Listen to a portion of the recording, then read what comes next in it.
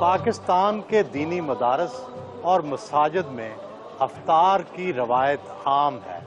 تقریباً ہر مسجد اور ہر دینی مدرسہ میں افطار کے وقت اہتمام کیا جاتا ہے، طلباء کا، نمازیوں کا اور ہر مسافر کا بھی، اور یہ روایت صدیوں پرانی چلی آ رہی ہے۔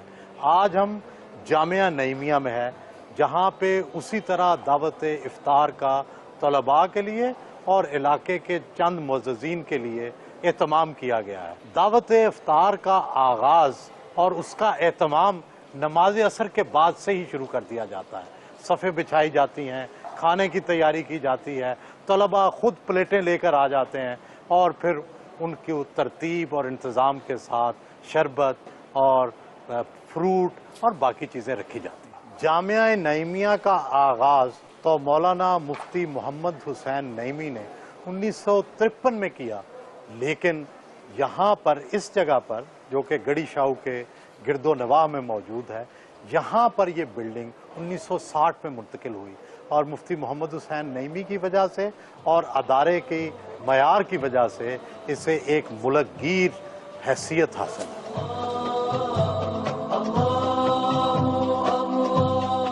جامعہ نعیمیہ کی بنیاد تو آپ کے دادا مفتی محمد حسین نعیمی صاحب نے رکھی۔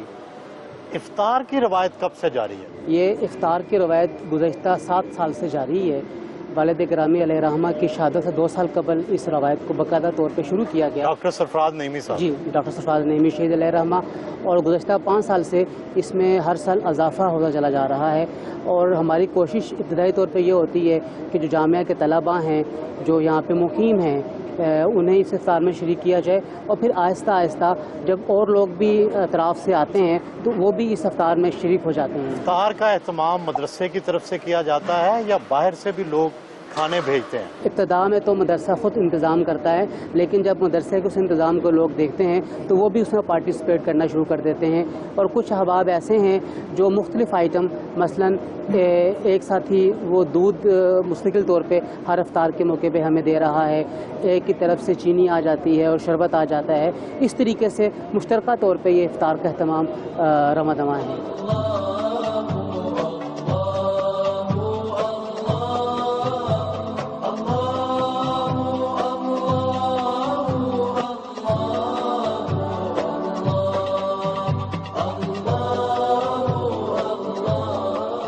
ڈاکٹر صاحب، آپ ریڈ کریسنٹ ایسوسی ایشن پاکستان کے صدر ہیں۔ مسلمانوں کے ہاں رواج ہے کہ مسلمانوں کی فلاح و بہبود کے لیے اقدامات کیے جاتے ہیں، تو آپ نے انجمن ہلال احمر کے اہتمام ایسا کیا کیا؟ ہلال احمر جو ہے یہ کیونکہ مشکلات میں، مصائب میں، آفات میں کام کرنے والی تنظیم ہے، تو سب سے پہلے ہم نے جو اس وقت کام کیا وہ ہمارے IDPs ہیں، جو ہمارے انٹرنلی ڈسپلیسڈ لوگ ہیں، جو وزیرستان سے 5 لاکھ لوگ آئے ہیں، اس میں سے تقریباً 50,000 افراد یا 4,000 فیملیز وہ ہمیں ایلوکیٹ ہو چکی ہیں، ایریا ہمیں مل گیا ہے۔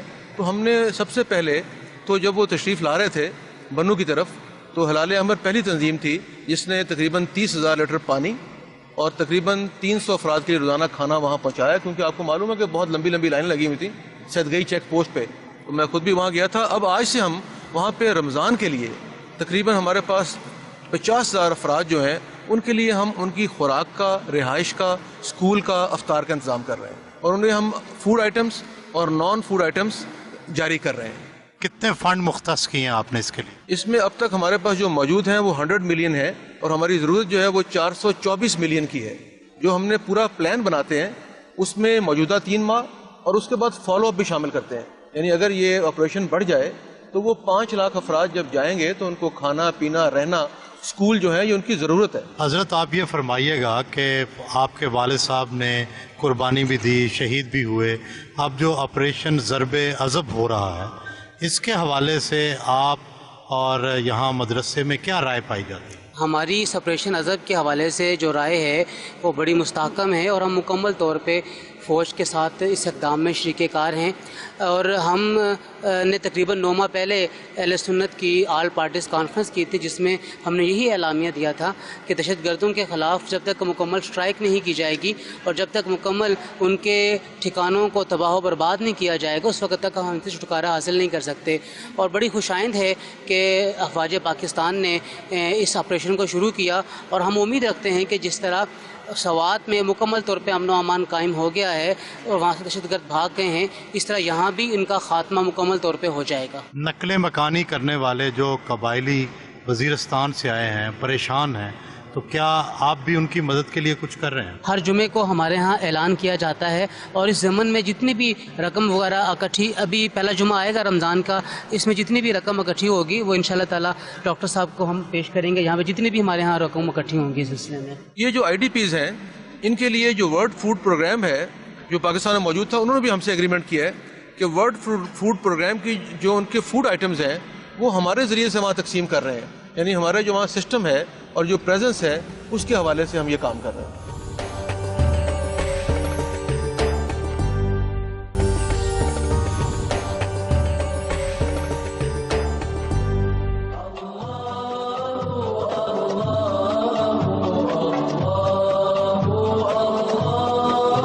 کیا کھانے کو دل کرتا ہے افطاری میں؟ سیب۔ سیب دل کرتا ہے کھانے کو؟ تو کتنا عرصہ ہو گیا سیب کھائے ہوئے؟ ابھی کل لائے۔ کل کھایا؟ اچھا، آپ کہاں کے رہنے والے ہو بیٹے؟ سیالکوٹ۔ سیالکوٹ کے؟ جی۔ یہاں ہاسٹل میں رہائش ہے؟ جی۔ آپ کا کیا دل کرتا ہے افطاری میں کیا ملے، سحری میں کیا ملے؟ جو دے رہے ہیں ہمارا یہی دل کرتا ہے۔ پھر بھی دل کیا چاہتا ہے؟ یہ تو ہے نا جو مل جائے۔ دل بھی یہی چاہتا ہے جو دے رہے ہیں۔ نہیں، سحری کیا کرتے ہیں؟ سحری ہم دہی اور سالن ہوتا ہے، ایک پراٹھا اور ایک روٹی ہوتی ہے۔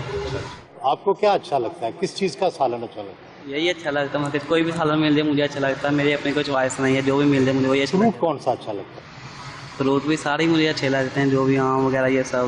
اور جب گھر میں ہوتے تھے تو کیا کھاتے تھے سحری افطاری میں؟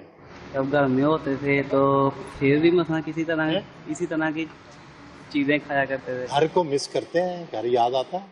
وہ تو ظاہر ہے یاد تو آنا ہی ہے۔ تو کس کلاس میں پڑھ رہے ہو؟ 9th؟ جی۔ کیسی ہے پڑھائی یہاں پہ؟ پڑھائی بہت اچھی ہے۔ جی، آپ کا کیا نام ہے؟ حافظ عبدالرزاق۔ کس کلاس میں ہو؟ 9۔ کہاں کے رہنے والے ہیں؟ میں مانگا منڈی۔ مانگا منڈی سے آتے جاتے ہیں؟ ہاں جی۔ روز؟ نہیں، ہفتے بعد جاتا ہوں۔ ہفتے بعد جاتے ہیں؟ تو باقی دن کہاں رہتے ہیں؟ ادھر ہی رہتا پھر تو ہاسٹل میں رہتے ہو پھر۔ ہوں۔ تو کیا دل کرتا ہے سحری میں کیا کھائیں؟ یہ روٹی ہو، سالن ہو، ساتھ پراٹھے کا دل نہیں کرتا؟ وہی پراٹھا ہو، ساتھ دہی ہو، ساتھ۔ کتنے دن بعد خواہش پوری ہوتی ہے؟ آج مہینے بعد ہی ہونی۔ نہیں پتہ، مہینے بعد۔ فروٹ کون سا اچھا لگتا ہے؟ فروٹ سارا ہی اچھا لگتا ہے۔ پھر بھی کون سا فروٹ ہے جو اچھا لگتا ہے؟ خاص سیب، آڑو، کیلا۔ تو آڑو کتنے دن ہو گئے کھائے ہوئے؟ 2 ہفتے ہو گئے۔ آپ کا کیا نام ہے؟ طاقت علی۔ کس کلاس میں ہو؟ 9th کلاس میں۔ آج روزہ ہے آپ کا؟ جی روزہ۔ تو کیا سحری میں کیا کھایا تھا؟ پراٹھے کھائے تھے۔ عید کو کیا کپڑے پہنیں گے؟ شلوار قمیض۔ کوئی سلوائے ہیں؟ ہاں جی سلوائے۔ کون سلوا کے دے گا؟ ابو سلوائے۔ ابو کہاں رہتے ہیں؟ ملتان روڈ۔ تو آپ یہاں ہاسٹل میں رہتے ہیں؟ ہاں جی، ہفتے بعد جاتے ہیں۔ تو ابو کیا کام کرتے ہیں؟ ابو فیکٹری میں کام کرتے وہ اخراجات یہاں مدرسہ اٹھاتا ہے؟ ہیں۔ ہاں جی۔ افطاری میں مجھے سموسہ مل جائے تو بہت مزہ آ جاتا ہے۔ افطاری میں انسان یہی کچھ کھاتا ہے، مثلاً سموسہ ہو گیا، کچوری ہو گئی اور کھجور، چاٹ وغیرہ، یہ چیزیں سے انسان روزہ کھولنا زیادہ پسند کرتا ہے۔ ویسے بہتر تو یہی ہے کہ نہ ہی یہ چیزیں کھائے انسان۔ سموسہ جو ہوتا ہے وہ دودھ ہضم ہے اور وہ کرارا ہوتا ہے، کرسپی ہوتا ہے، مزیدار ہوتا ہے، وہ کھانے کو دل کرتا ہے، اس لیے طبیعت مانتی ہے، اس لیے وہ زیادہ استعمال ہوتا ہے کھانے میں افطاری کے ٹائم پہ۔ اس کے ساتھ نہ اس کے بغیر افطاری نامکمل ہوتی ہے۔ عموماً جو ہمارے لاہور میں چلتا ہے وہ پکوڑے، سموسے اور فروٹ چاٹ وغیرہ ہیں۔ یہ بڑے ذوق اور شوق کے ساتھ کھایا جاتا ہے ہمارے گھر میں۔ ہم تقریباً روز کی بنیاد پہ جو ہے سموسہ کھاتے ہیں۔ ماہ رمضان میں سموسہ افطاریوں کا اہم ترین حصہ ہے۔ اس کی تاریخ بھی بڑی دلچسپ ہے۔ اس کا تاریخ میں پہلی بار ذکر امیر خسرو نے تقریباً لگ بھگ 1300 صدی عیسوی میں پہلی بار کیا، جب انہوں نے کہا کہ پیاز اور گوشت پر مشتمل ایک چیز جو کہ 3 کونا ہوتی ہے وہ شہزادوں کو پیش کی گئی اور انہوں نے اسے بڑا پسند کیا. پھر ابن بطوطہ نے بھی اس کا ذکر کیا اپنے سفر ناموں میں اور اس نے کہا کہ ایک چیز 3 کونوں والی کھائی جاتی ہے جس کو سمبوسا کہتے ہیں.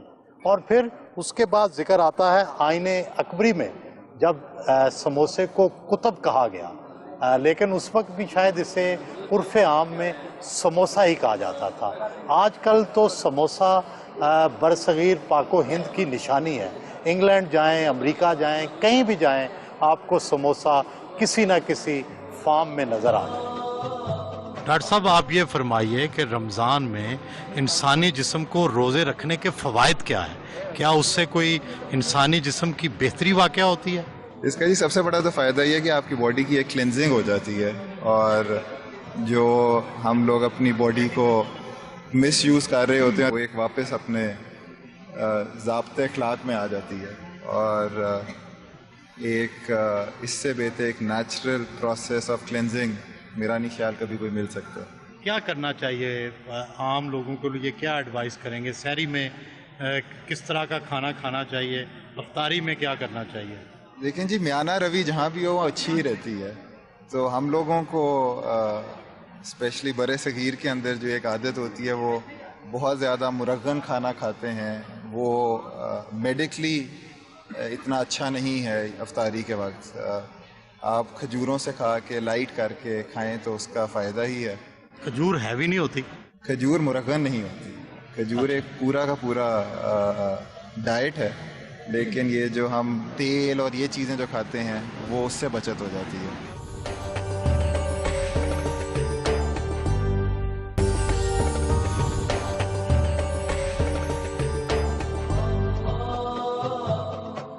بسم اللہ الرحمن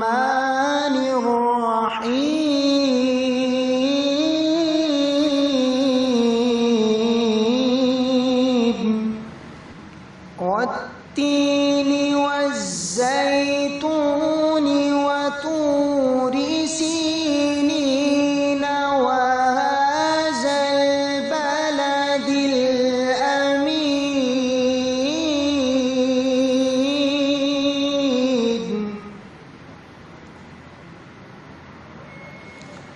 لقد خلقنا الإنسان في أحسن تقويم ثم رددناه أسفل سافلين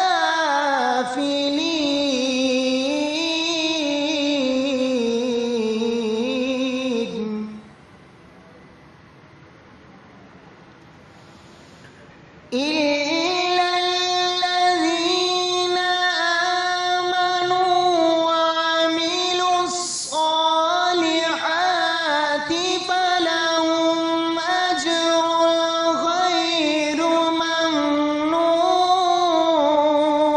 ممنون فما يكذبك بعد بالدين أليس الله بأحكم الحاكمين صدق الله العظيم.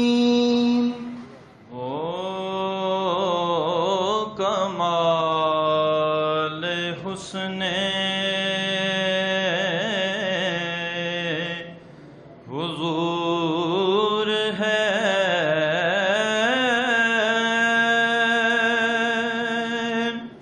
کہ گمان نقص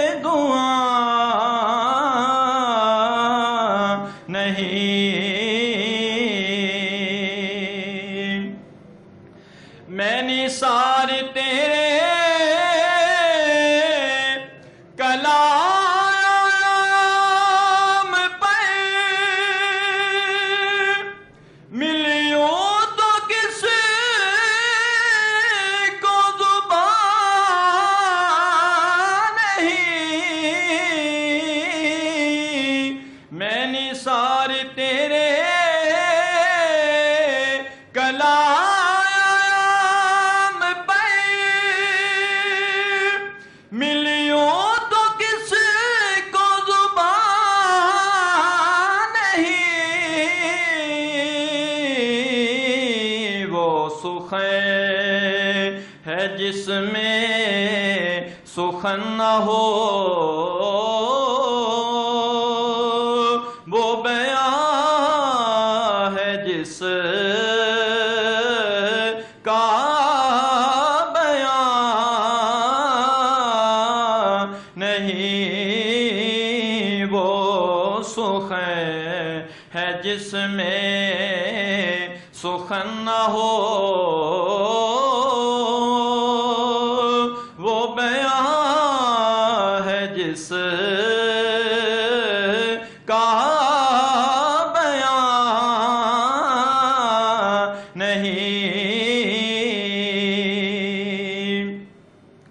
تیرے آگے یوں ہے دبے لچے فصحائے رب کے بڑے بڑے، تیرے آگے یوں ہے دبے لچے فصحائے رب کے بڑے بڑے، کوئی جانے منہ میں زبان نہیں بلکہ جسم میں جان نہیں۔ اللہم صلی علی سیدنا مولانا محمد وبارک وسلم علیہ۔ الہی پروردگار ہماری تمام عبادات کو قبول فرما لے۔ الہی پروردگار اس ماہ متبرک کے ہر لمحے اور ہر ساعت اور ہر گھڑی میں ہمیں نیک اعمال کرنے کی توفیق عطا فرما دے، برائیوں سے بچنے کی توفیق عطا فرما دے۔ وصلی اللہ تعالی علی رسولہ سیدنا مولانا محمد وعلی آلہ واصحابہ اجمعین برحمتک یا ارحم الراحمین، آمین یا رب العالمین۔